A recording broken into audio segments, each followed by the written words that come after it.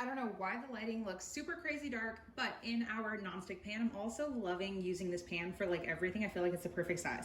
So we are going to first add our oil, not our beef. I'm gonna use a little bit of sesame oil. I would say about half a teaspoon to 1 teaspoon sesame oil. Please do not get it confused. If you don't have sesame oil, feel free to use olive oil or even vegetable oil.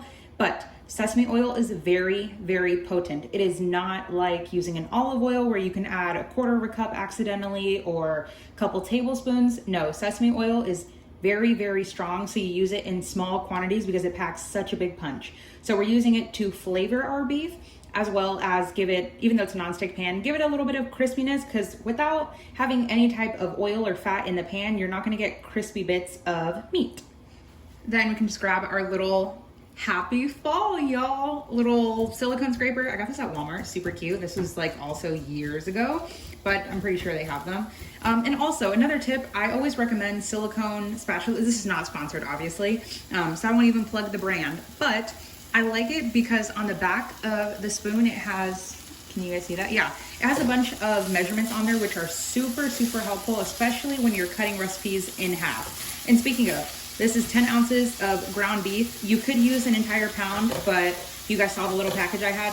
One of my friends that was moving gave it to me, and I figured why not use it? It was super perfect. So we're gonna let the beef cook for about 5 minutes until we're like 75, 99% of the way cooked. Okay, I am so sorry about the lighting. I just now realized I had my ring lights set up, but they weren't on. Okay, anyway, I just cooked the beef until, like I said, 90%, and I just continuously, one or the other. I just kept smashing it into little pieces, and there we go, just to make it more bite-sized. So I'm gonna drain off some of the fat here. I talked about it in my last video. If you guys watched the enchilada video, if you have not seen it, go check it out. But there's not too much fat here, but since I'm not gonna add any other, well, I'm gonna add a bunch of other ingredients, but nothing else that needs sweating out, I'm just gonna go ahead and drain the fat. The meat is nicely drained. Now we're gonna add 3 cloves of some garlic. Just gonna press it in. Oh, please don't scratch the pan. Okay, let's hope it didn't scratch the pan. Then I have the heat off. I don't know if I mentioned that a second ago, but I have it off just to make sure nothing burns. Of course, we're gonna turn it on in a couple of seconds. Then I have half of a cup of some tomato sauce. Remember, I always say if you have tomato paste, you can add about 2 tablespoons and then just dilute everything else with some water until you get half of a cup of, tomato sauce. Then I'm gonna turn the heat back onto a medium. And once again, just like I always say, whenever you are using any canned tomato product, even if it comes in a tube or something, you don't know how long it's been there, regardless of whether you bought it yesterday or last year, it has still been sitting there for a while. So you don't really know how fresh it is. So you wanna let it cook out so you can get rid of that metallic-y tinniness taste, tin taste? Anyway, it just has a very like acidic taste, and you kind of want to give it a little bit of natural sweetness. We're also going to add some sugar in here, but it's not very much. But you just want to let this kind of warm up and just kind of bubble a little bit.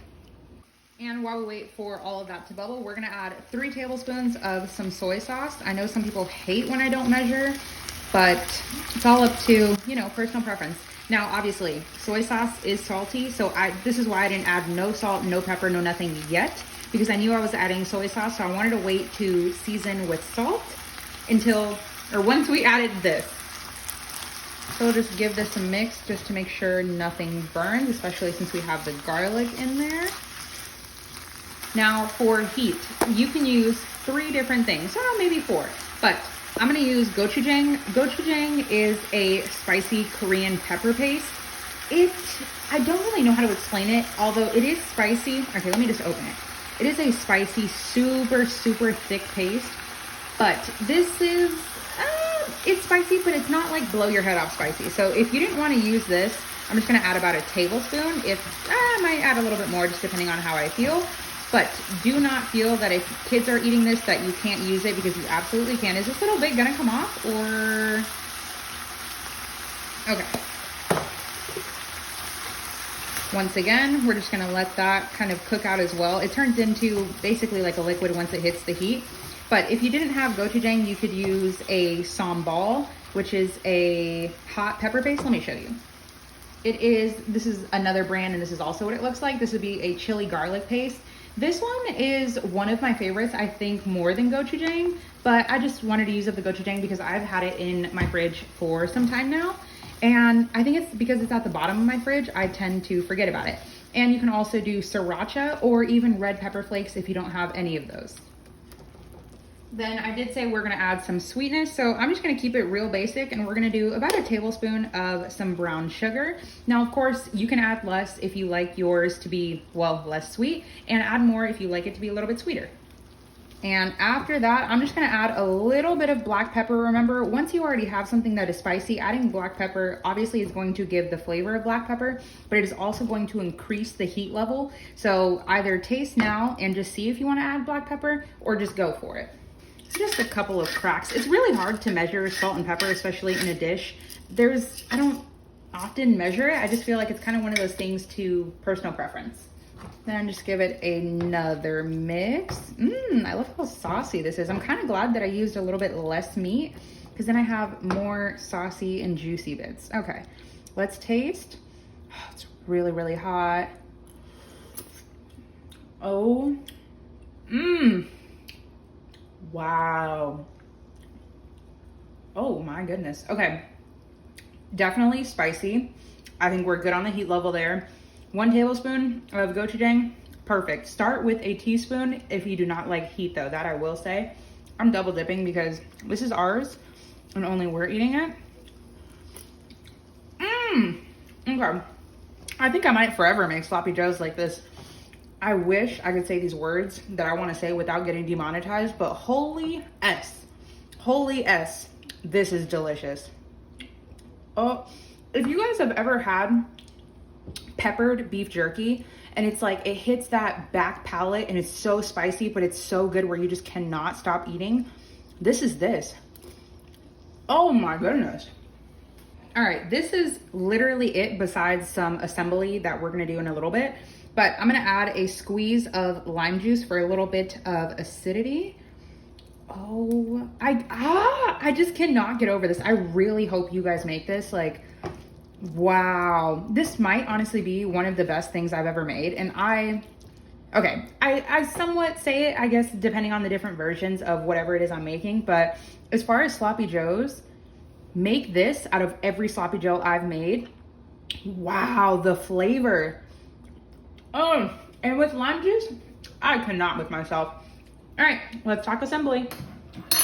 Okay, actually, I'm just gonna show you guys really quick. Yes, this says 624 and we are most definitely in 8 something.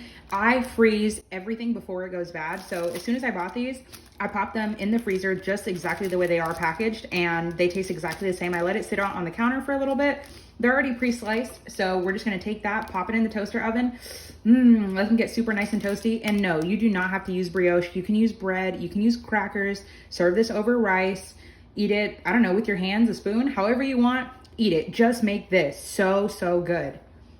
Okay, I am super ready for this. I just toasted them up. Honestly, I would like them darker than this, like all around. I love super crunchy bread. But let me show you guys what I like to do whenever I'm doing sloppy joes, just to give you a little bit more room. You're still getting your bread, so you don't have to gut it out, because why would you do that? That just sounds sad. But I like to just kind of press it down. And you know what? Let's be fancy. Okay, maybe it went a little bit too deep. Brioche is so good. So good. I think I said that in my last video too. Anyway, after you kind of give it a little bit of a press, you're just gonna take your meat mixture. I still can't believe that I didn't have my ring light on for a good portion of the video. Okay, then we're just gonna plop it on. These, of course, are sloppy joes, so it's gonna be messy. So don't expect a super clean plate, except for the fact of when I go to eat it all. Now, how are we gonna flip this? Okay. And now, some people like cheese on their sloppy joes. I like cheese, but then again, I don't. I don't know, I'm kind of weird when it comes to that. Have to sneak all these tastes. But you just pop the lid on. And there you go. Sloppy joe. What?